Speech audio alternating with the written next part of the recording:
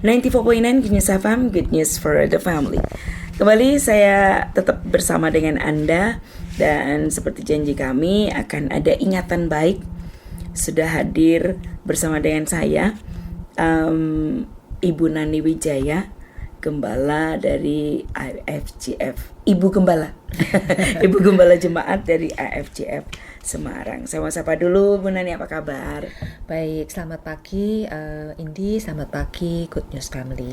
Yes, itu dia. Saya biasa manggil Cik Nani, kalau Bu tuh nanti keliru terus sampai belakang. Oke, Cik Nani mungkin boleh ceritain aktivitasnya, meskipun sudah beberapa kali juga ya sama Good News Family, tapi mungkin ini spesial. Biasanya beliau bercerita tentang hikmatnya yang Tuhan titipkan buat kita semua. Hari ini beliau sedikit cerita tentang spiritual journey kan. Nah, ini mungkin aktivitasnya boleh ya, kalau saya di gereja punya tugas mengepalai departemen anak, departemen wanita, family ministry dan remaja. Kalau sehari-hari saya lebih banyak ada di sekolah ya, Victory Academy. Saya sebagai perwakilan dari yayasan, tapi juga sering bantuin anak-anak belajar juga sih. Gitu. Oke, baik itu ya, sedikit perkenalan. By the way, Cik Nani, cita-cita waktu kecil apa sih? Seperti sekarang enggak? Jadi ibu gembala? Enggak, sama sekali tidak ada dalam bayangan. Cita-cita saya dulu sebetulnya pengen jadi dokter, karena memang saya tuh suka biologi, suka hafalan, belajar tentang manusia, itu saya suka. Anatomi yang gitu-gitu ya. Tapi dalam perjalanan itu sepertinya kemudian saya disadarkan bahwa itu kayaknya saya nggak cocok gitu, karena saya tuh orangnya tidak tegaan ya, tidak tegaan, padahal seorang dokter tuh harus tega gitu, kayak menjahit, memotong, menusuk ya, kayaknya terus lihat orang sakit itu harus cool gitu, tapi saya tuh nggak tegaan, jadi ya somehow di tengah jalan kayaknya tidak lanjut, jadi harus tengah lah ya. Oke, lalu kemudian berubah-ubah nggak cita-citanya dari dokter itu kemana, atau waktu itu fokus ke situ? Sebetulnya enggak sih ya, cuma karena kemudian di tengah jalan ya orang tua saya sih bilang udah kamu pulang aja, nanti kamu bantuin papa gitu aja kan ya. Jadi ya udah saya menerima itu. Tapi kebetulan kan waktu itu sebelum saya pulang itu saya lahir baru dan mulai pelayanan. Jadi ya sehari-hari itu saya selain membantu orang tua, kemudian saya pelayanan sih. Terus ya udah agak terlupakan cita-cita menjadi dokter itu udah terlupakan. Oke, well, Cik Nani boleh ceritakan sedikit awal perjalanan iman Cik Nani secara pribadi.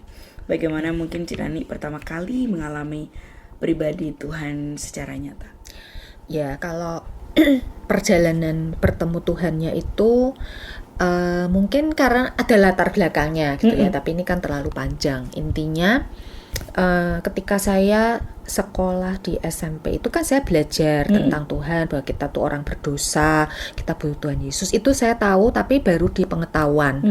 Nah, setelah kuliah mungkin hampir selesai kuliah itulah saya mulai menyadari betapa saya ini orang berdosa. Jadi pengetahuan itu masuk ke hati. Nah, itulah saatnya kemudian saya benar-benar terima Tuhan Yesus sebagai Tuhan dan Juru Selamat, ya, minta ampun gitu ya. Tapi karena saya latar belakang saya tuh bukan dari keluarga Kristen, tidak ada yang mengarahkan saya, sehingga saya tidak langsung kayak menjadi bagian dari sebuah gereja itu enggak. Jadi masih ada perjalanan lagi mungkin 1 tahun lah. Habis itu saya memang kayak rindu banget untuk beribadah gitu. Nah, terus baru mulai cari gereja, terus baru kemudian dibaptis, terus baru mulai terlibat pelayanan, dan ya mulai dari situ kita bertumbuhlah di dalam ibadah dan pengenalan akan Tuhan. Oke, mungkin awalnya pelayanannya belum tahu untuk apa gitu ya? Ya, jadi sebelumnya itu memang saya tuh pelayanan ya memang saya tuh bisanya main musik, jadi saya tak melayani di musik gitu. Nah ketika saya lahir baru, saya bilang sama Tuhan, aku nggak mau pelayanan musik lagi kayak dulu.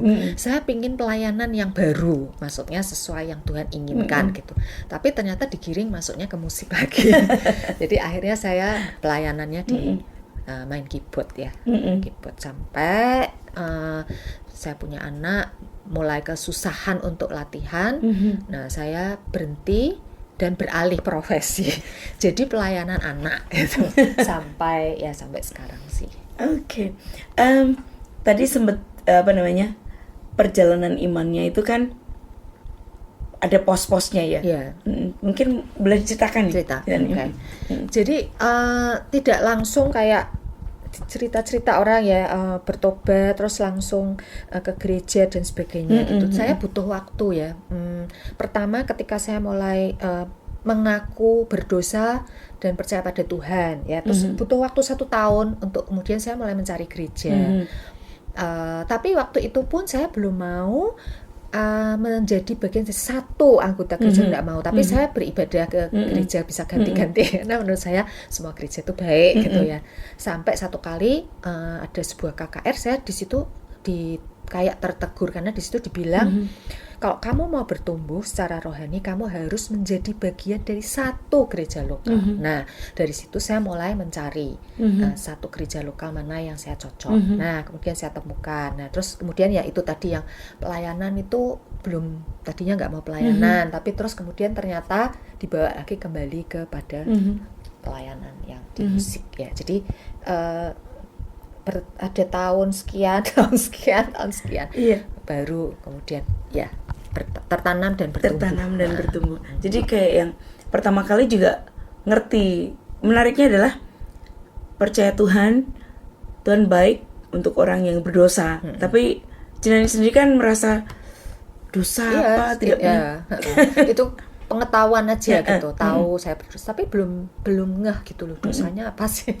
Sampai dibawa satu titik mengalami banyak hal ya, mungkin waktu itu karena SMP ya, mungkin saya belum tahu dosa apa ya, mungkin namanya masih anak gitu kan, tidak terekspos apa-apa ya, jadi sulit buat saya untuk dosaku apa. Setelah lebih dewasa, kuliah dan mengalami berbagai hal, barulah di situ saya oke, saya ini orang berdosa gitu. Oke. Ini nih menarik Soli, karena memang dosa itu kan definisinya juga sebenarnya sudah tepat, ada beberapa ya. Tapi tidak paham kalau masih anak kecil kan. Tapi semakin bergeser lewatin banyak hal jadi mengerti ini partnya. Oke. Terus udah. Yes. Kapan pertama kali Jinani menyadari bahwa apa yang Tuhan inginkan itu bukan sekedar percaya atau sekedar keterlibatan ya, pelayanan di gereja, tetapi sebuah hubungan dalam lebih dalam dengan Tuhan, yaitu berubah dari sekedar percaya menjadi benar-benar kayak yang bergantung penuh kepada Tuhan dalam segala hal. Ada beberapa titik-titik ya di mana saya belajar lebih lagi. Yang pertama ketika saya single adalah pasangan hidup. Tuhan proses sedemikian sampai satu titik memang kayak Tuhan ingatkan, kamu tuh harus menyerahkan hidupmu sepenuhnya, seluruh area gitu. Karena saat itu saya merasa ada satu area ini saya belum serahkan, yaitu pasangan hidup. Karena saya masih punya keinginan, pengennya tuh gini, pengen menikah sebelum umur 30, pengen cepet-cepet gitu ya. Tapi padahal itu tuh belum waktunya Tuhan. Jadi itu buat saya area yang belum saya serahkan. Tapi Tuhan akhirnya memproses sehingga akhirnya saya berserah dan benar-benar berserah pada titik sampai saya berdoa, Tuhan aku tuh menikah apa enggak sih sebenarnya? Kalau enggak, tolong kasih tahu supaya saya tidak berharap-harap. Dan itu sempat, saya sudah kayak bersiap-siap banget nih, kayaknya enggak deh, chancesnya kayaknya enggak. Tapi somehow itu saya masih ada satu kebaktian profetik waktu itu. Semua saya main keyboard kan, semua didoain satu-satu, didoain sampai terakhir udah selesai. Lalu saya turun gitu, saya minta didoain gitu. Saya tidak menyangka bahwa saat itu tuh maksudnya jawaban dari yang saya doakan. Jadi dia bilang, dia kan tidak kenal saya gitu ya. Kamu tuh merindukan seorang suami gitu. Iya. Terus Tuhan sedang mempersiapkan kamu gitu. Untuk menjadi istri, menjadi penolong dan melayani bersama-sama dengan suamimu. Aduh, saat itu saya benar-benar lega dan saya cuma bilang, Tuhan terserah, kapan itu terserah, tapi saya tahu satu hari nanti saya akan menikah. Nah itu.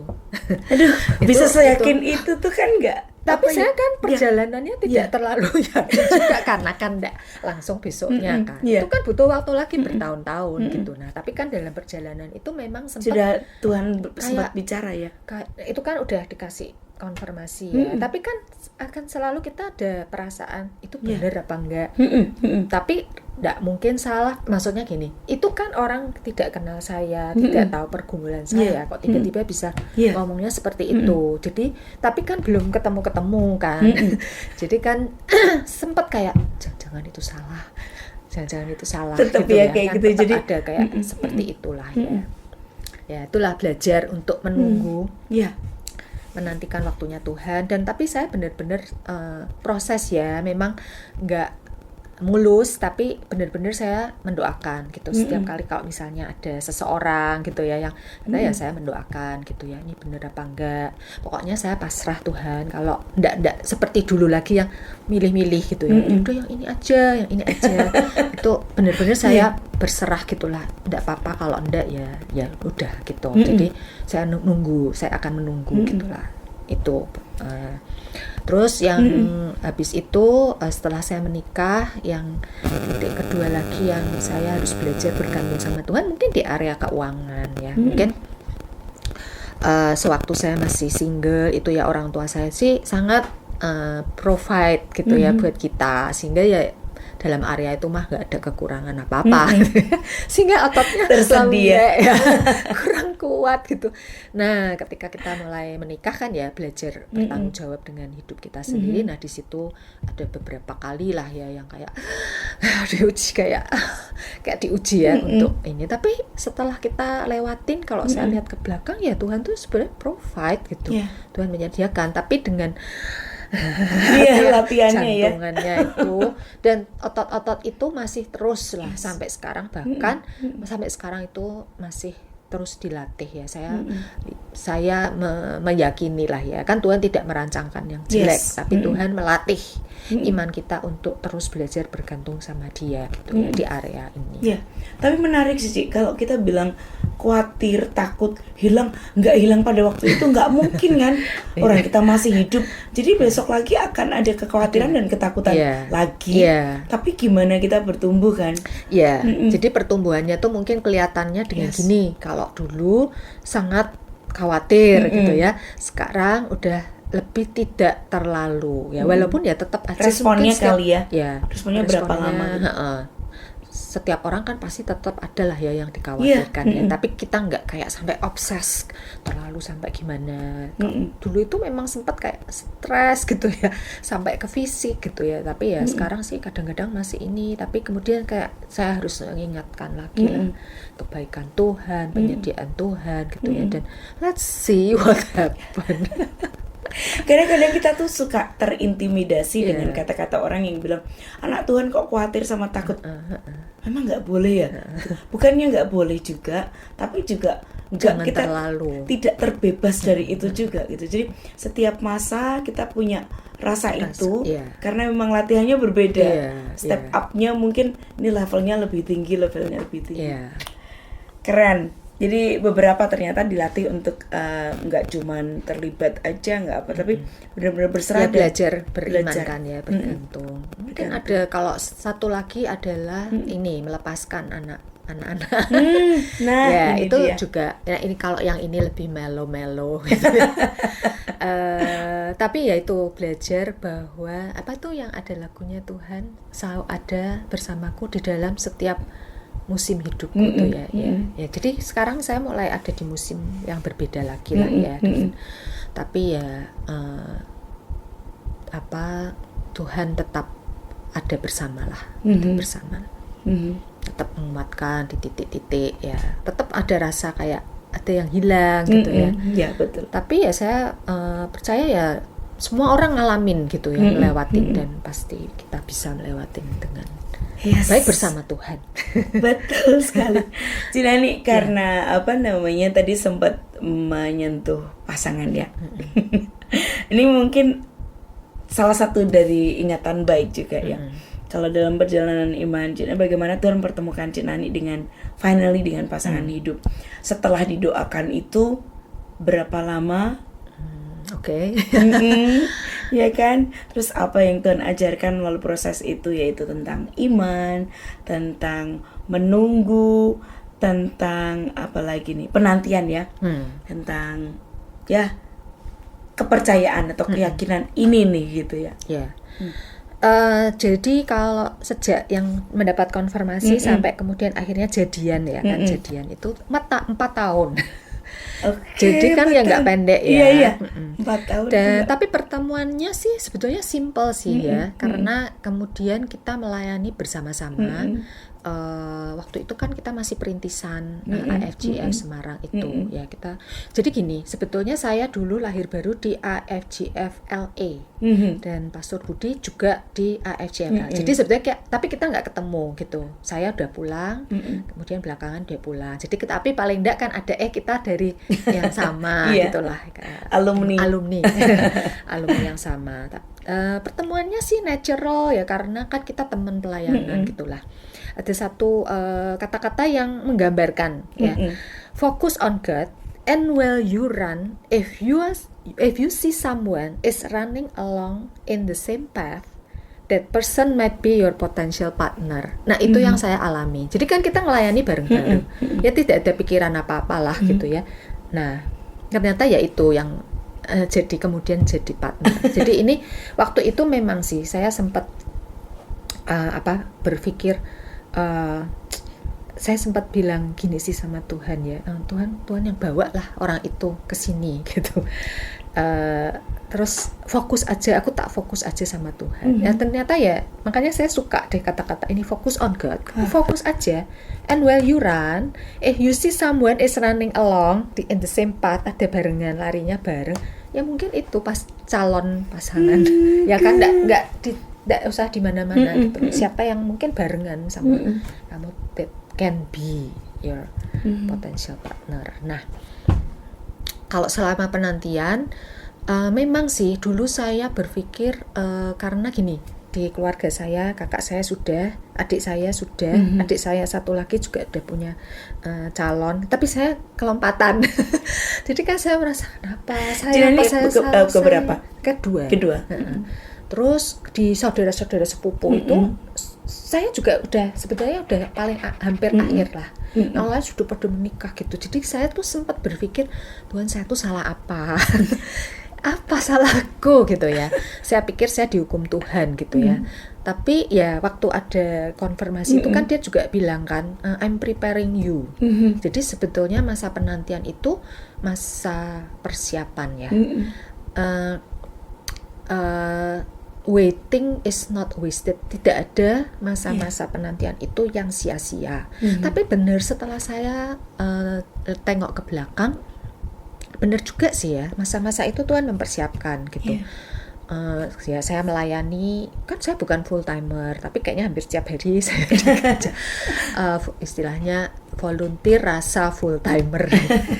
Jadi hal-hal pelayanan itu karena masih sudah biasa juga ya, iya, kan harus bisa ini gitu ya. Jadi ketika kemudian akhirnya menjadi ibu gembala juga dengan pelayanan, kan kita sebetulnya gitu ya, dulu tuh tidak ada waktu kan mau nonton kayak mau pesta kayak tuh udah gak ada waktu. Tapi ya nggak apa-apa gitu loh, nggak kepikiran biasa. Ya jadi itu kan kayak ada preparationnya sih. Menurut saya memang di prepare gitu. Kalau enggak lah mungkin saya nggak sanggup gitu ya. Jadi ya masa penantian itu sebetulnya nggak ada yang wasted ya. Masa penantian itu adalah masa persiapan, pembentukan kita juga untuk kita mungkin lebih didewasakan gitu. Mungkin lebih banyak ke pendewasaan ya, supaya siap ketika mendapat tugas yang baru itu, karena ya tiap-tiap tugas yang baru itu kan membutuhkan kedewasaan kita, bagaimana merespon, bagaimana menanggapi semua gitu ya. Nah, kemudian proses saya untuk mendapat pasangan hidup gitu ya, itu sebetulnya menjadi kayak life message juga sih ya buat saya, karena itu sesuatu yang penting, karena kita suka ada kata-kata yang bilang gini, siapa yang kamu nikahi itu merupakan akan mempengaruhi seluruh hidupmu. Jadi itu adalah keputusan penting kedua setelah kamu menerima Tuhan Yesus. Saya pikir benar juga sih. Seandainya saya menikah dengan A, pasti kan jalan hidup saya tidak akan sama seperti sekarang. Jadi siapa yang kamu nikah itu memang akan menentukan masa depanmu. Oleh sebab itu kan harus dipilih dengan hati-hati. Nah, terus terang ini tuh menjadi inspirasi. Di gereja kita tuh ada kelas-kelas. Namanya starting right, bagaimana kamu memulai hubungan dengan benar. Terus habis itu ketika kamu pacaran, namanya kelasnya committed. Apa yang harus kamu lakukan ketika pacaran gitu loh. Gunakan dengan berkualitas, bukan hanya pergi sana ke sini berdua-dua, tapi kamu harus cari tahu pasanganmu itu seperti apa. Tuh harus banyak pertanyaan, banyak bertanya, banyak untuk dimengerti ya kan. Terus habis itu ada premarital. Jadi itu tuh memang apa yang saya lewati itu memang menjadi message gitu ya, ketika kita akhirnya membuat kelas-kelas ini gitu. Jadi sebuah pengalaman yang tadinya saya pikir negatif, tetapi sebetulnya sesuatu yang positif, dan kemudian kita pakai untuk membimbing anak-anak muda supaya kalau kamu cari pasangan hidup tuh seperti ini, pacaran yang Alkitabiah itu seperti ini, kamu harus menjadi pribadi yang sehat sebelum kamu masuk dalam pernikahan, karena pernikahan yang sehat dibangun oleh pribadi yang sehat. Kok kamu menjadi orang yang masih dibutuh dipenuhi, kamu akan menuntut pasanganmu, padahal pasanganmu nanti juga minta dipenuhi, saling tuntut menuntut, apa jadinya gitu ya. Pernikahan harusnya sesuatu yang mengalir dari kepenuhan kita. Nah, kita penuh, kita mengalir, bisa memberkati, instead of menuntut, kita memberi. Orientasinya jadi saling memberi ya. Saling memberi, saling membahagiakan. Bukan menuntut untuk membahagiakan saya. Terus kalau nggak bisa membahagiakan, udah kita putus aja karena kamu tidak bisa membuat saya happy. Itu kan pikiran yang salah gitu loh. Nah, itu kita tuh berusaha meluruskan, merubah mindset itu untuk mereka, mempersiapkan mereka masuk pernikahan. Yang kita berharap bisa benar-benar mempersiapkan mereka gitu sih. Karena sekarang juga tapi ya nanti dipikirnya judges, karena kayaknya udah cocok langsung berangkat gitu. Terus di tengah jalan seperti apa nanti, khawatirnya kan banyak hal yang terjadi ya. Saya sangat sepakat bahwa kita mesti berangkat dari kepenuhan ini. Dari kepenuhan, mengalir dari kepenuhan. Yang kita bagikan hidup kita itu adalah dari kepenuhan. Sedikit tertarik sama orang tuh nggak suka kan ada di ruang tunggu gitu loh. Di penantian tuh kayaknya tunggunya kalau 45 lagi gilirannya 3 orang lagi, kadang tuh nggak ada sama sekali, yang ditunggu ada nggak ya gitu. Tapi kalau sudah didoain kan enak ya. Tapi itu mungkin yang memang ya saya kan punya sahabat ya kan, sahabat saya, tapi ceritanya kan beda ya. Memang mungkin setiap orang caranya beda. Untuk Tuhan itu kadang Tuhan memberitahu, kadang mungkin Tuhan nggak kasih tahu ya kan. Ya coba saya cuman bersyukur aja kok somehow mungkin dia kasihan melihat saya. Ya somehow saya kok dapat gitu. Tapi juga enggak yang kayak gimana loh ya, sempat juga meragukan itu bener apa enggak ya, bener apa enggak itu kan. Saya sendiri tuh kayak kisahnya tuh indah buat saya. Prosesnya buat saya karena sempat tahu gitu. Ya ampun, kayaknya indah, sering tak pamer-pamerin. Saya suka pamer cerita. Oke. Nah ini yakinnya kalau ini gitu. Karena yang tadi tagline yang Jinani bacain itu, atau which one? Sebetulnya tuh saya memang pernah mendoakan yang seperti apa gitu. Ya, dulunya saya punya list 50. Oke, tapi setelah saya beneran ya, bener-bener berserah sama Tuhan itu, satu kali dalam waktu doa gitu tuh kayak Tuhan itu kayak bertanya gitu, kamu mau yang seperti apa gitu. Nah, saya mulai berpikir ya, sekarang kali ini kita harus berpikir dengan sungguh-sungguh, nggak asal 50 Karena daftar mumpung 50. ditanya Dan sendiri kita sama kan Bapak. sekarang udah berubah kan, saya Yes. udah mulai cara berpikirnya berubah dan memang mau berserah dan oke, kira-kira apa ya yang saya benar-benar ingin gitu. Jadi saya come up dengan 3, nggak usah saya sebutkan lah Yeah. ya. Tapi pokoknya ada 3 hal itu yang kayaknya ini Tuhan, aku pengen 3 ini gitu. Itu nggak yang kok, nggak yang wah yang kayak nggak simpel-simpel Yes, aja. yes. Nah, jadi itu yang saya pakai untuk menguji, gitu kan, karena dalam perjalanan yang 4 tahun itu kan ya ada yang datang, gitu kan. Pengennya sih ya yang ini, gitu, tapi diuji lagi, kayaknya bukan, gitu ya. Sebetulnya ya aduh bukan, gitu ya.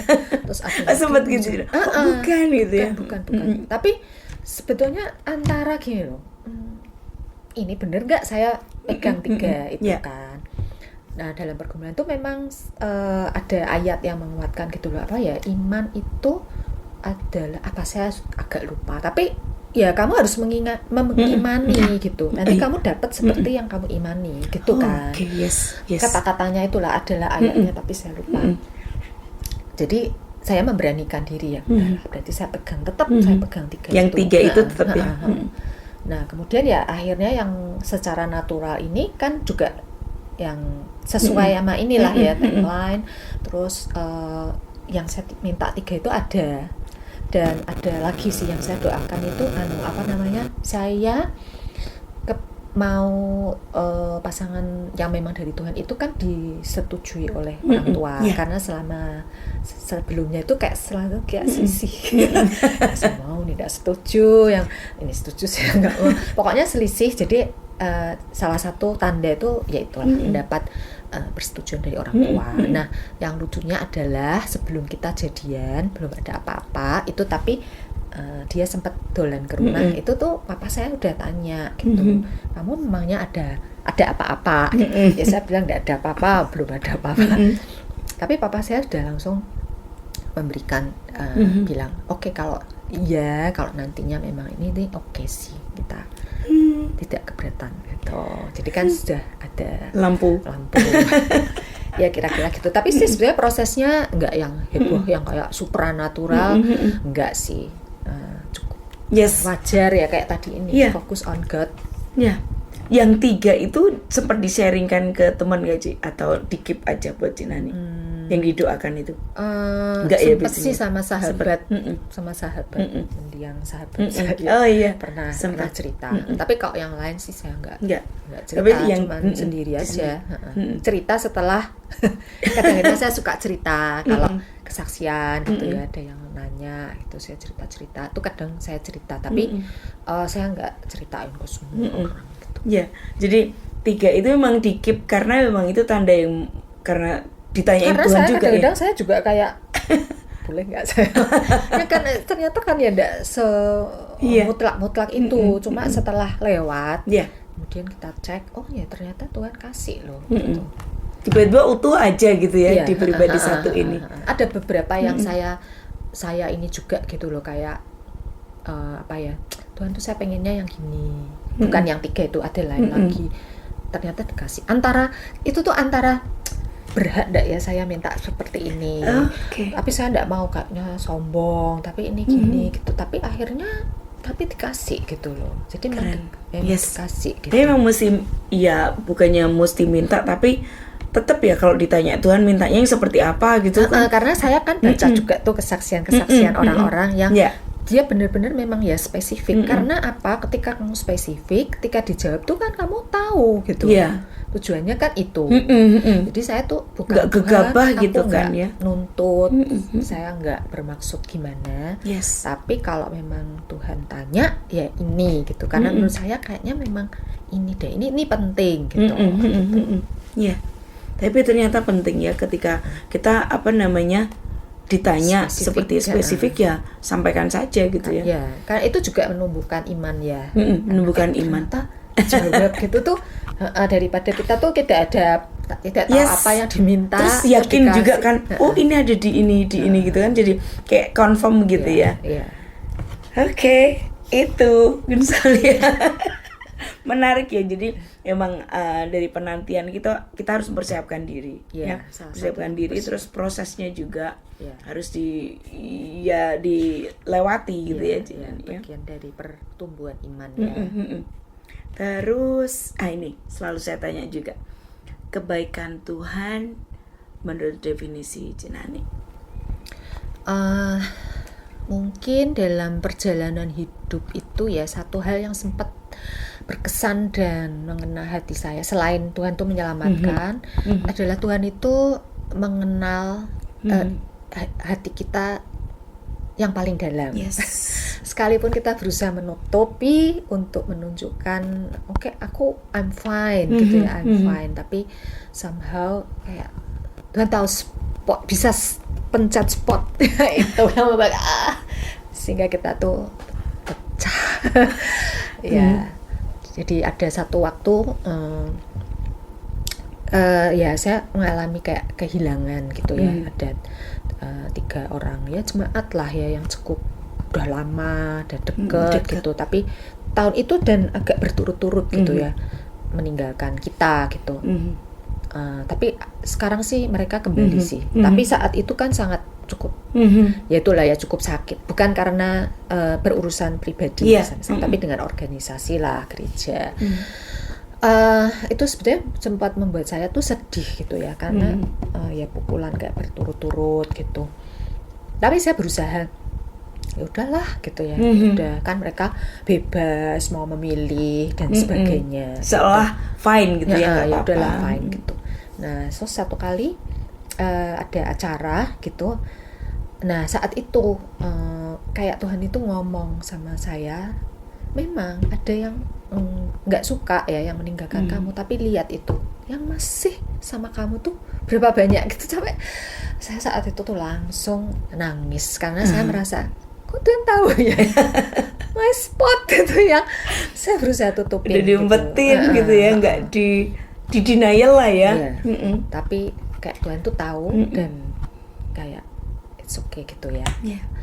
Ya sama kayak itu, saya inget di Alkitab itu Hagar ya, dia ketika dia di titik yang udah diusir lah, hampir mati, anaknya hampir mati, terus tapi dia melihat Tuhan di situ. Jadi dia berkata bahwa Elroy, Tuhan itu melihat, dia melihat bahwa Tuhan melihat itu.